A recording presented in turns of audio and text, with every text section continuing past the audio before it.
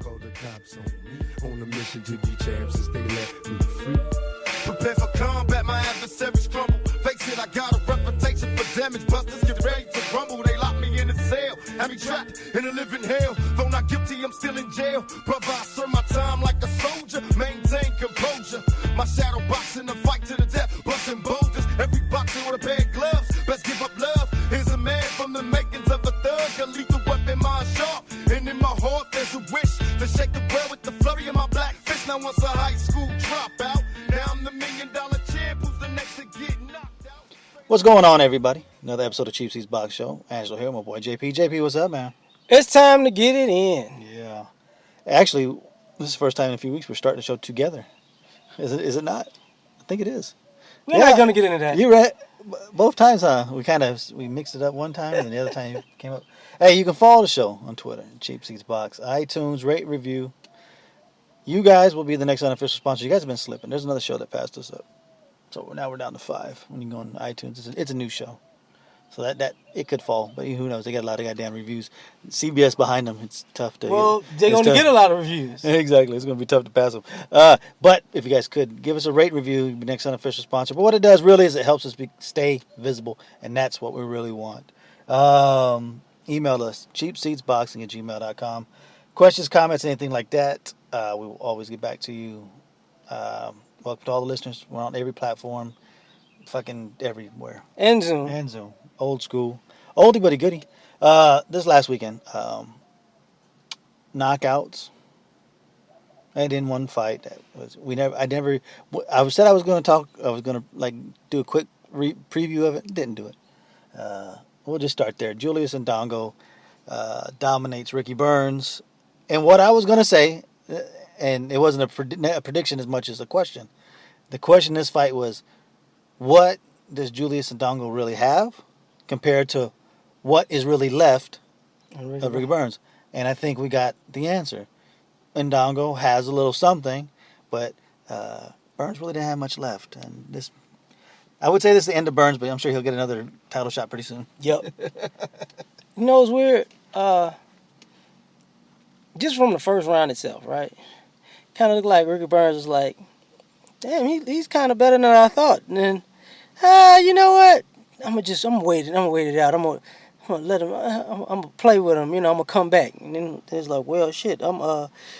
We down 30 points in the third quarter, coach. What we supposed to do now? Like he actually just, and Indongo looked like he dominated him from pretty much ding. Mm-hmm. To ding, yeah. And Ricky Burns caught and shot, and at the same time just outclassed. Like, I mean, especially with Indongo's the knockout the last time. Yeah, Troyanovsky. So it's like, you know, people would, I guess they were like, that could have been that could have been luck. Caught him with a lucky punch, whatever. But obviously, that was the boost of confidence he needed to be the better man. Because that's all he was a better man that night. And now it's what's next for him. We'll see. I mean, I would actually just love them to do the Crawford fight just because it would unify all 4 belts. So I would love to see that. I don't know what kind of problems he poses. I mean, lengthwise, he can match Crawford lengthwise. Power-wise, they're probably pretty equal. Skill-wise, no. Crawford is on a different level. There's a reason Indongo's 34 years old, and you're barely hearing about him. You know, there's a reason for that. He from what, Namibia? Yeah, Namibia. Right? Namibia. Is it Namibia or Namibia? Namibia. I think it's Namibia. Oh, whatever. Namibia. One of them countries that I'll never go countries. To. No, it's actually kind of fly country. It's still one of the countries I'll never go to. I might check it out though. I'm gonna just tell y'all that. That Ghana, Senegal, Seychelles. Y'all might check it out. Who? Broner. I guarantee you, his name's gonna come in the mix and trying to just snag a title. Yup. Because he was talking about Burns before that. Uh-huh. No, because you don't want to get beat by Indongo, because anybody who's got any semblance of boxing skills is going to beat Adrian Broner at this point. I'm just saying. And plus, his fat ass can't make 140. It depends on the day, right? Depends on the day, depends on the opponent. And Al can get you 144 all day, but it ain't going to get you the titles. Yeah, so just, and that's what I mean by him reaching out to Burns. He figured he could always beat Ricky Burns. He's been calling out Ricky Burns, what, 4-5 years now? Yeah. So, there's no reason to call him out now. And I can get 2 titles if I beat this guy. And then I can see Crawford saying, "Oh, I'm coming for you." Well, I'm not going to make weight, coach. Moving on to bigger and better things at 147. So I can see this happening. I if I was in Indongo, I probably would. It would be a financial decision. Who can I get paid more with? Fighting Broner or Crawford? That's where you go. Because you don't won the titles. You probably have a better chance at beating Broner than you do Crawford. Mm-hmm. So if you take that road, people won't hate on you because so many people hate Broner. You take Crawford, people won't hate on you for taking Crawford, but everybody knows you're going to get your ass whipped. So, yeah, I would lean to Broner. I'm just saying. It's just my opinion. Also, there's actually quite a lot of knockouts this weekend, but the 2 knockouts, I guess, worth mentioning: Sullivan Barrera, 4th round stoppage. I think it was 4th round? 5th round stoppage against Resident No Name. And also Dimitri Bivol on Showbox, another light heavyweight to look out for. Is he light heavyweight? Is that what he is? He's one of them Asian fucking Russian looking motherfuckers. It's the same. It's the same area. Yeah, exactly. Russia's in Asia. Yeah, God some of damn it. Some of it my ass. They try to just take it out. It ain't in Europe. But I mean, that's really all there was. It was kind of a slow week. This week, business picks back up. We can start 2 places. We can start on the pay-per-view that nobody ever asked for to be on pay-per-view. The top-ranked pay-per-view triple header with Gilberto Ramirez and Oscar Valdez facing Miguel Mariaga in the main event. And also Jesse Magdaleno on there. Here's the thing. Magdaleno and Gilberto Ramirez, there's really zero breakdown of these fights. These are fucking gimme defenses. And that's really all it is. In the era of I don't fight but once every 8 months, these gimme defenses, I'm not really down with. Especially when you're going to put them on pay-per-view. I don't know. Is there anything to say about those? Yeah, no. Yeah. Like, this hurts your fighter's legacy more than it helps it. Because I kind of like Ramirez.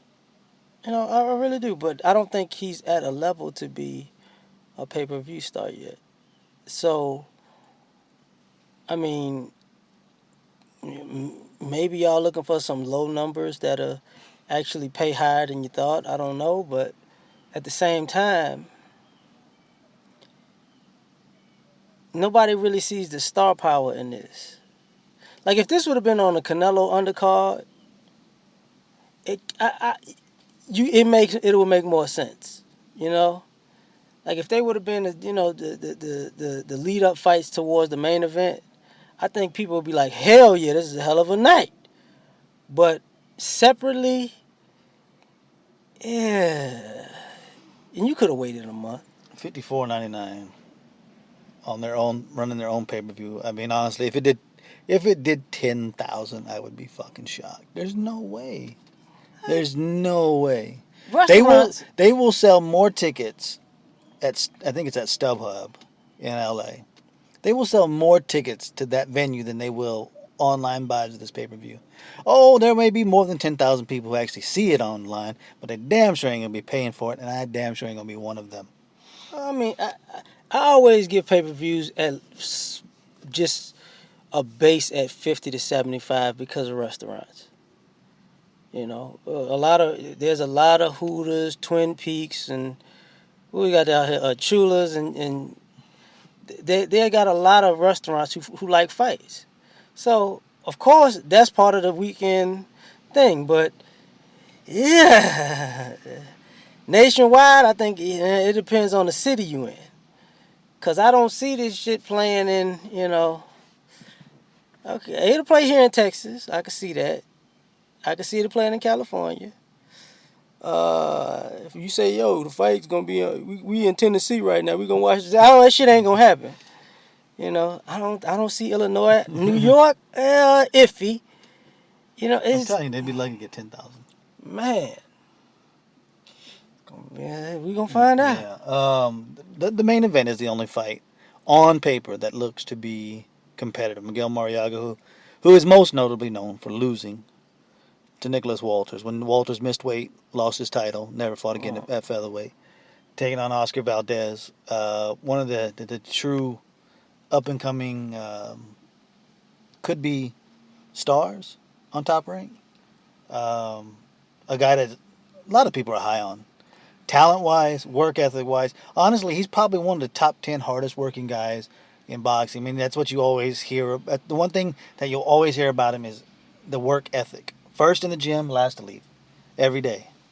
There was a really good interview, and it didn't feel like an interview. They were just talking on Berto Duran's podcast, the Living Dream podcast, and he kind of just grabbed and they were talking while he was getting his hands wrapped, and you kind of get an insight to the guy and learn about his story, and a lot of his work ethic and what he's known for in the gym. And if you're known in the gym as being one of the hardest workers, and you got talent, you got a chance to go a long way.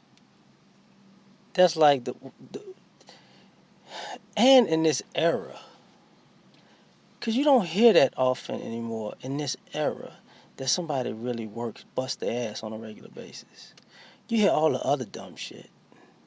You know, and this is part of the reason I kind of feel sorry for the guy. He gonna stand out because of his work ethic, but it's like people, you're not on. What are you doing on Twitter? I mean, you on Snapchat? You throwing money around? Are you on a motorcycle? You speeding somewhere? Like, really? The guy got a reputation for busting his ass, and you want to see him drinking in the club probably to get your attention. That's why these guys with this old school mentality, I have the utmost respect for them, but I so hate the fact that they're not going to get as much recognition as they should. I really do. The one part of the interview that always stood out the first time I heard it was he was talking about his snack. What does he snack on? You know, because making featherweight not the easiest thing in the world. Making 126.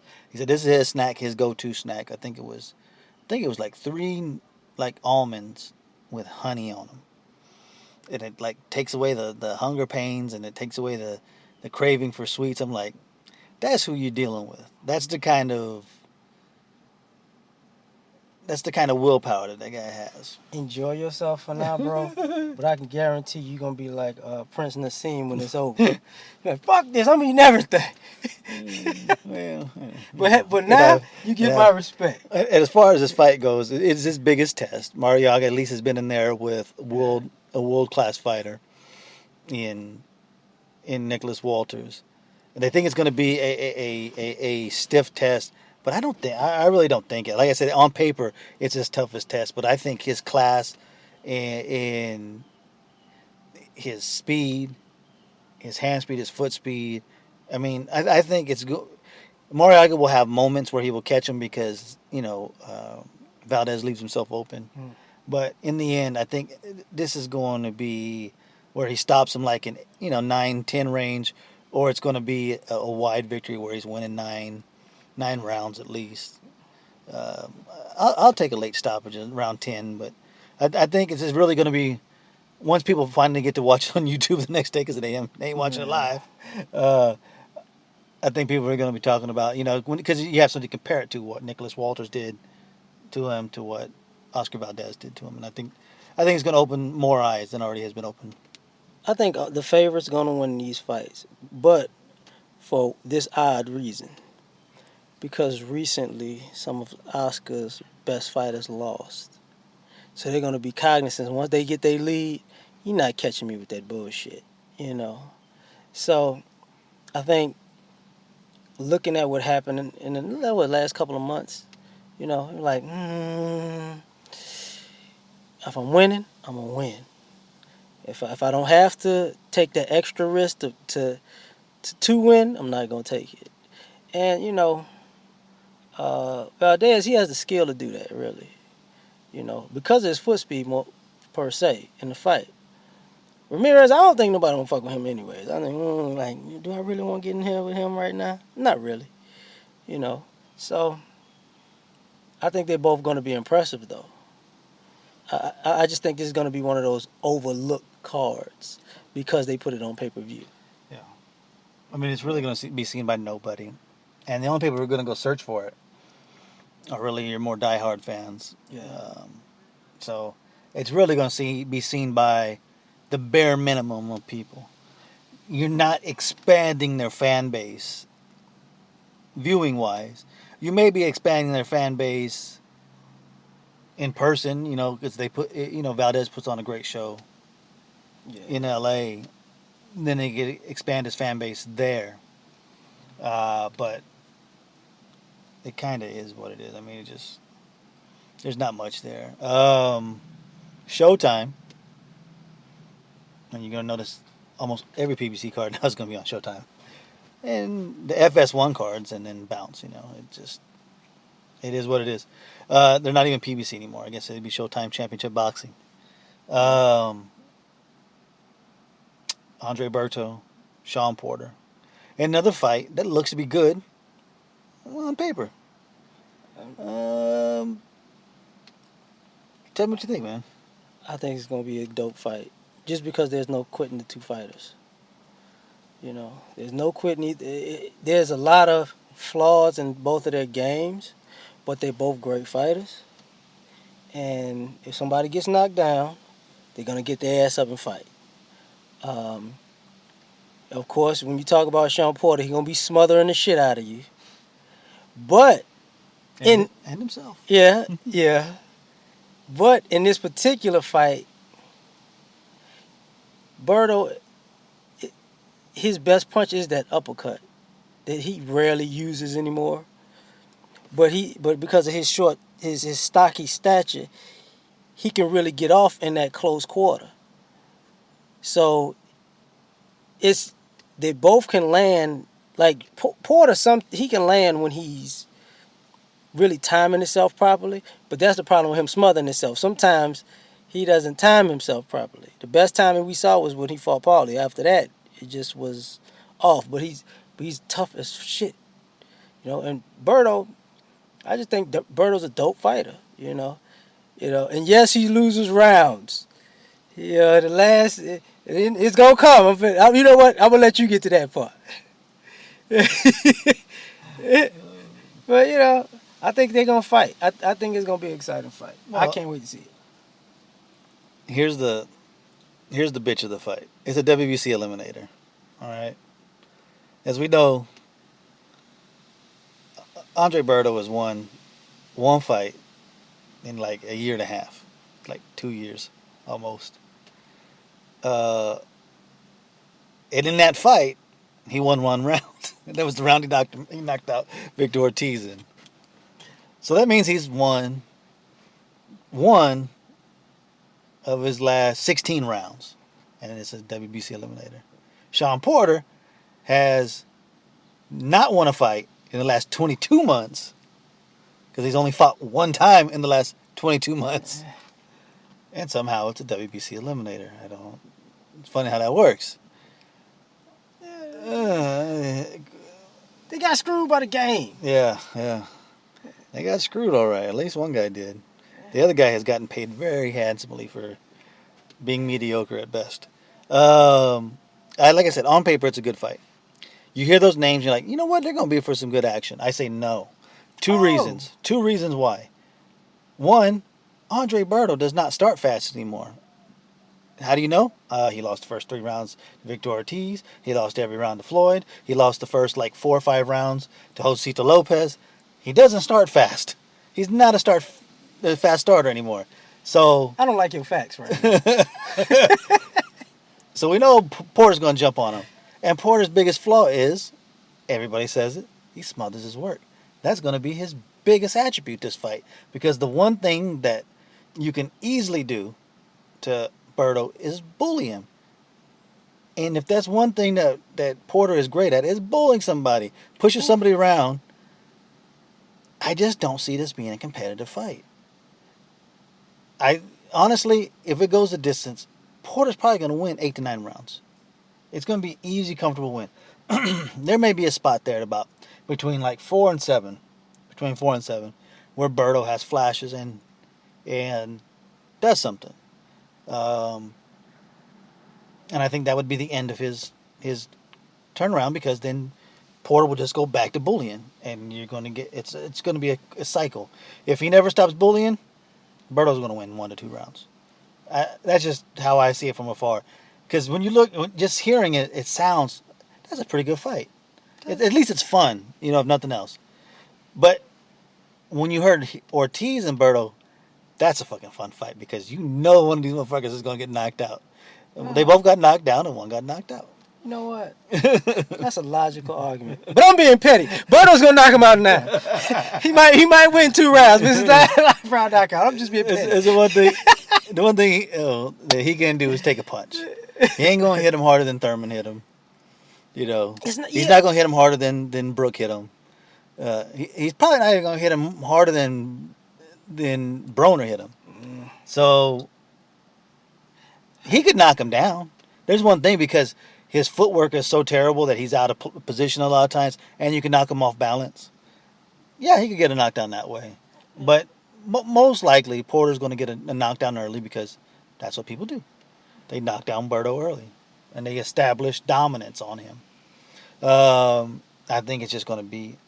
I really don't know if Porter's going to stop him. If he does, he's going to stop him around round 7, because he's going to be bullied enough to where it's going to be kind of the Paulie fight-esque, where he bullied Paulie around the whole time. If Berto was a fast starter, I would say more likely, because he's going to pop him early. Because one thing, the only advantage Berto has is his hand speed. That's it. Technically, the reason I say this is because this fight, though Porter has a lot of advantages, not just youth, not just the bully mentality, not just that motherfucker's relentless. He can fucking fight. It reminds me of Manny and Juan. It's the jumping in to the punch that he can get caught with. And Berto's, his reflexes with his hand speeds are so quick, he could catch you coming in off of reflex alone, not necessarily timing, just because of his athletic ability. So the only reason I'm saying what I'm saying is, I know at some point he's going to get caught jumping in. And, force, tough power, shit, I've been out of calculus a long time. But anybody who knows math, you know what I'm getting at. You know what I'm saying? Acceleration, power, acceleration plus times force equals power, I believe. Yeah, I'm not Neil deGrasse Tyson anymore. But I think he could just catch him coming in, and that'd just be night-night. And I'll tell you why I don't think it's good to be... He does that bullshit shoulder roll like Adrian Broner does. And he don't do that no more. He tried that shit. He still tries to do it. He still thinks he's cute with it. And if there's one thing that kind of moving your shoulder, doing your head back a little bit, you actually unsmother the punches of Porter. And he caught Broner clean a lot of times. Yes, he smothered his work, but because of that wanting to roll with the punches, you kind of put yourself right back in position where he's kind of taken his power out of it, that you've kind of put it right back into range. I really, honestly, I don't see how Berto wins this fight. I really don't. Hey, I'm being petty. and these one thing I would say about Broner and Berto, with their trying to do that. Having a wide stance, flat-footed shoulder roll is just not a good idea. You're going to have to just kind of bring your feet in some, because part of that roll, and everybody knows this, it's about balance too. You got to actually be in, when your punch stance is that wide, you ain't getting out of the way of nothing. No. So, and you're literally set up just for him to rush in and bully you. Like I said, what the hell? I'll go KO7 for Stop at 7 for Porter. One of these guys, whoever wins, will get Thurman a sometimes shot. next year. Yeah, at some point, I guess. I don't know. The undercard, Charles Hatley, getting to fight the right Charlo this time, because he called out Jamal the first time against Jermell Charlo. An all-Texas battle, Dallas versus Houston. Well, Yeah. well, James Harden about to come out and whoop that ass. Hadley, I like you, but you about to get cooked. Yeah, well, Jermell Charlo. And we all remember, Jermell was the more touted Charlo. Right. He was the one headlining those small Golden Boy live shows back in the day on FS1. And Jamal was the guy playing the back role. And hey, I called it 3 years ago, said Jamal's going to be the guy who gets there first. And he has. Even though Jermell got to the title first, Jamal's gotten to the place to where people actually think that he's a threat at the top levels of the game. And I think that is going to be a very much a motivating factor, because if there's nothing else, sibling rivalries always help push you. And if your brother is getting that kind of run, you want some of that too. There's just no way around it. I think he's just way too skilled. I'm not going to take too much. I know Charles Hatley got knocked out by Leonardo Tyner in one round, but that was also him drying down to 147, which he's never fought at before or since. So I think a lot of it can be attributed to not the right weight for you. But he is still chinny, and even though Jermell doesn't have the power his brother does, I think his skills will be enough to soften him up, and by around 6, 7, 8, somewhere around there, I think he's going to do enough to stop the fight. Otherwise, it's probably going to be a boring 12-round, 10-2, 11-1 decision for Jermell Charlo. I'm just gonna say he can whip his ass. He might jab him to death and whip his ass, but he gonna whip his ass. Because the one thing we both said about both brothers, Jamal has more power, but Jermell has that dog in him too. He just doesn't have the knockout power. But they both, if you press them, they're gonna hurt you. There's no back down in either one of those brothers. So, and when you piss them off, it looks worse. So, you get a pissed off Charlo brother, you got problems on your hands. You might get knocked out by one and get lumped up by the other one. So he's just going to get lumped up this time. And 160, I'm trying to figure that out. I'm still trying to figure that out, because people acting like he ain't at his brother's not at 160 now. Like, y'all, nobody's taking? Nobody biting on that right now? Sound like y'all scared of me, pimp. There's really not. There was one. I think there's one more fight that I'm forgetting about. That's it. Krasitzi and Langford. This is what I love. A guy who's active, but yet they have to have an interim belt for Billy Joe for the WBC interim WBO interim middleweight title for the right to be the final mandatory for Billy Joe Saunders. You know what? And Kurt Seitze is the guy who beat the fuck out of Antoine Douglas, who we have not seen since. And for whatever reason, we haven't seen Kurt Seitze since. Because he beat the shit out of Antoine Douglas. That was over a year ago, man. It's like 14 months ago. It's a long time. So look for Kurt Seitze to beat the fuck out of Tommy Langford, because Tommy Langford is, look, UK, you just don't have the middleweights. All right, I'm just like, it's just the way it is, man. You just don't have them. How about this? How about Billy Joe Saunders, fights Adonis Stevenson for the bullshitters title of the world? How about that? It can be at a catchweight. I know people like, why I keep talking about that? Look, both of them dudes bullshit. Say what you want. I mean, they will be in history as title holders, as champions, but they bullshit. And in a fight that actually should be pretty decent at least to watch. I don't know. There's zero that's going to come from this fight. It's one of them fights like if you want to see somebody get bloody and couple people go at it, you're gonna watch Martin Murray versus Gabe Rosado. It's gonna be a dope fight.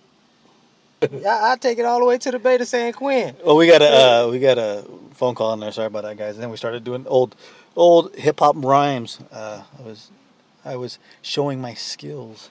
He was rhyming Young Thug, y'all. Something I was not doing. Uzi Vert. I don't even know who you're talking about. Exactly. Don't worry about it. He's trash too.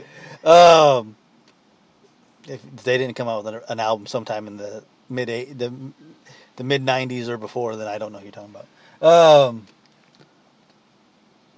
But the Martin Murray Gabe Rosado fight, it'll be fun just to watch. Nothing's gonna come out of it. That's just a fight for fight fans. Just something to watch. Hey, look, we all know Gabe fights, so that's the good thing. Gabe's gonna fight. I hope he wins. Actually, Hey, I didn't even know Gabe was still fighting. Also, a guy who didn't even know he was still around. He came and started talking shit on Twitter again. Is our boy Tyson Fury. And I gotta be honest, man. It's hard to hate Tyson sometimes because he cracks me the fuck up. I did my fuck you to Tyson Fury, but man, some of them tweets are some good stuff. And him and Anthony Joshua. Like Anthony Joshua, you are out of your league. You are a very bland, boring dude, man. Not too often does the white guy have that much more personality than the black guy. First of all, you can't fuck with a guy who dresses up like Batman and does coke, okay? That's personality in itself, okay? Think about it. Think about all of the fighters who had a history of, for one, doing coke. They've all been characters. They've all been likable guys. Whether you hated to love them or loved to hate them. But you always liked the motherfuckers. I don't know, man. I wouldn't say that Pernell Whitaker was that much of a character.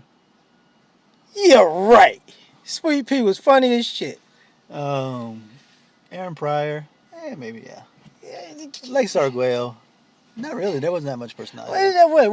Wait. Alexis is from Argentina, right? Yeah. So, a lot of people couldn't translate at the time.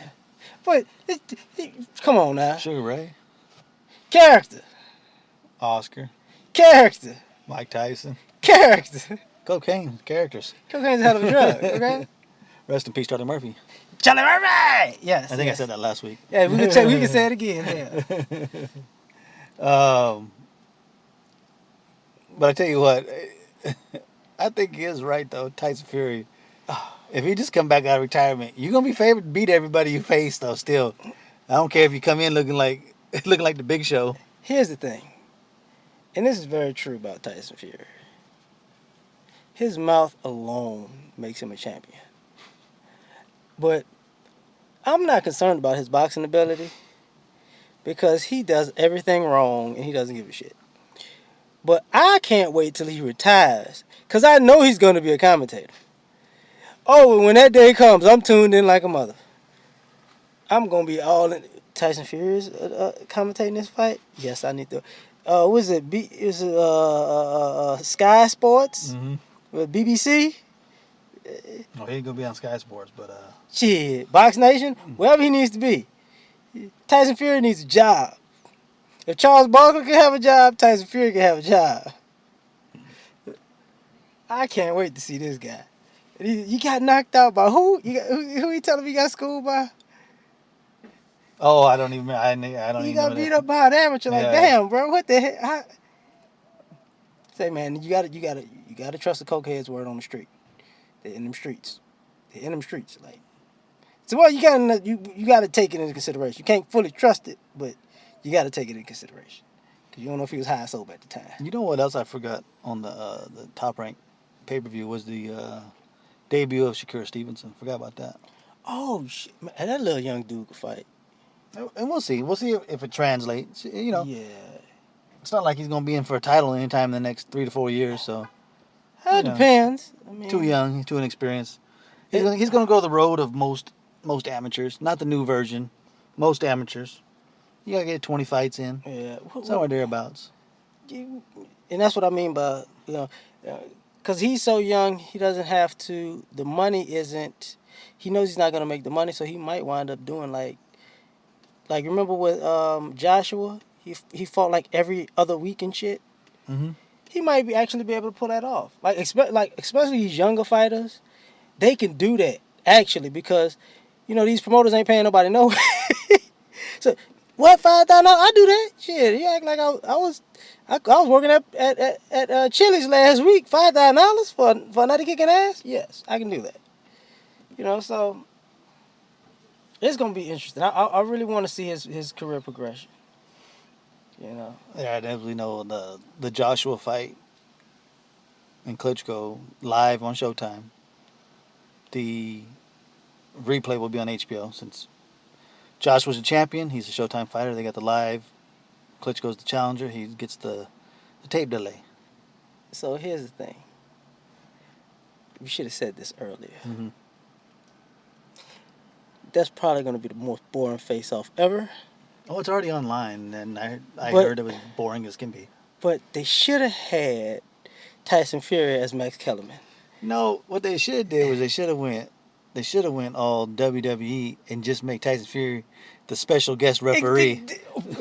No, because he would have stolen on both of them. I needed him to. He'd go Dangerous Danny Davis on him. That's old school wrestling right there. Wow. He should have been Max Kellerman in there. I kick your ass. I already beat your ass. Do you really think the winner of this fight wants any of me? Because the talk between both of them is not going to happen. They're just going to look at each other real bland. I'm going to hurt you. I'm going to hurt you too. Now we have 15 more minutes to say nothing. Nothing. Tyson Fury. If you thought the song I sang after I beat Klitschko was great, wait until I beat you, Anthony Joshua. I got a great song for you. Justin Bieber steps included. So yeah, whether people like to admit it or not, he is a personality that boxing needs. Are we pissed off that he snorted himself out of the title? Yeah, but he's still a personality that boxing needs. And just to see a big, fat, sloppy motherfucker who knows he's supposed to be in shape and still says, fuck it. Like, he's like Areola with more personality. You know what? I'm going to tell you something. I'm not working out on purpose because I'm going to kick your ass anyway. Like, really, Tyson? This is what we doing? Yes. Something else that came up after we did our shows last week, and I don't know if it came up after, I just never got to it. And that was the fact that the Triple G fight with Billy Joe Saunders seems to be off. And now Triple G says, well, I'm just going to wait till September 6th, or whatever it is, for Canelo. Or 16th, there it was. It's 16th for Canelo. I think there's two factors in that. One is he's not going back on his word and just taking a money grab and not going for all the belts. That has nothing to do with it. I don't think so. Because the word is that the money wasn't what the Kazakh government said it was going to be. Remember, it's supposed to be like $10 million. And you're going to need money because Billy Joe Saunders, he ain't giving him that belt for free. He wants to get paid a lot of money for that belt. So you needed the $10 million to pay Billy Joe his $3 million that's going to take to get him to give up that belt. Fucking prostitute. Yeah. And I think that's all it was. There was no money there. He's not going to fight for, basically, he would have to fight for $500,000 to pay, to pay Billy Joe what he wanted. If it was just a regular site, you know what I mean? Where all your revenue's coming from the gate. You know what I mean?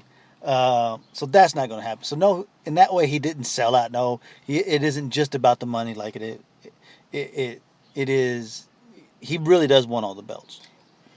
I think he's trying to save face. His hand was forced. The money isn't there. And now, because of his pay-per-view numbers, he has no plays right now. Because the fourth title was going to be some of his power, some of his bargaining power. that he lost out on. Now he has none. The pay-per-view numbers came in, they were nothing. He's lost all bargaining power, but he's trying to save face. That's how I see it. I'm gonna go on the opposite side of that, but I do agree with you. But I'm saying it like this. This is a culmination of the bitchification of boxing. Canelo had the belt. You could have the belt. I don't want it no more. Fuck you mean you don't want it no more? Okay, but we're gonna still make the fight. What? But I'm gonna fight at 55. What the fuck? Okay, so you fight Jacobs. People, look like Triple G kind of look like he's slacking now. So maybe now they can have a fight. Maybe it's perfect timing. He's like, okay, well in the meantime, let me get to Billy Joe Saunders. Well, see, these hoes can't come out on the streets unless it's only for less than $3 million. Cause I'm a champion of this prostitution. If you can't pay me, I can't show up. This boxing pussy dried up real fast for $2.5 million.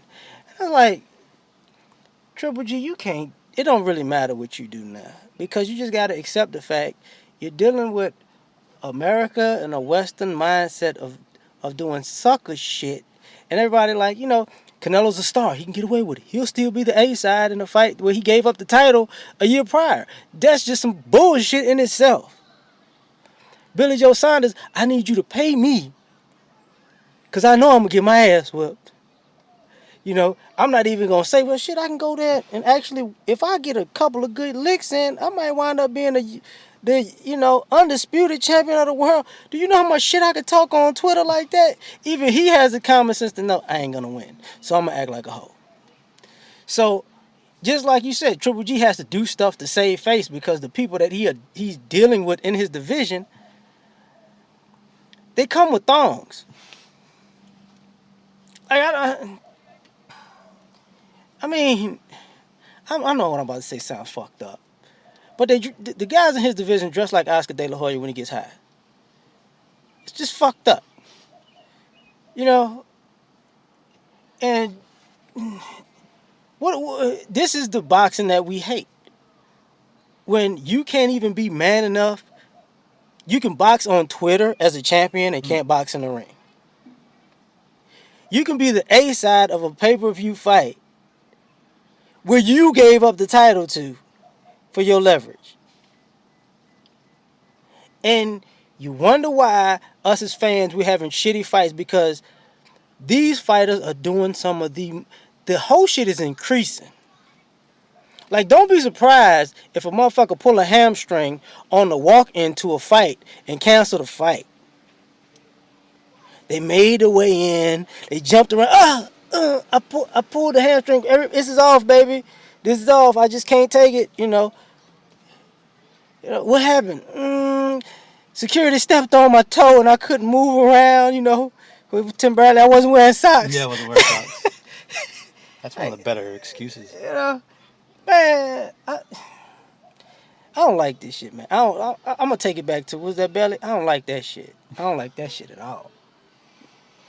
I'm sorry. I just had to let No, that's cool. Yeah. The good thing is, too, Kovalev Ward has not stopped with the back and forth. And shit keeps on going back and forth.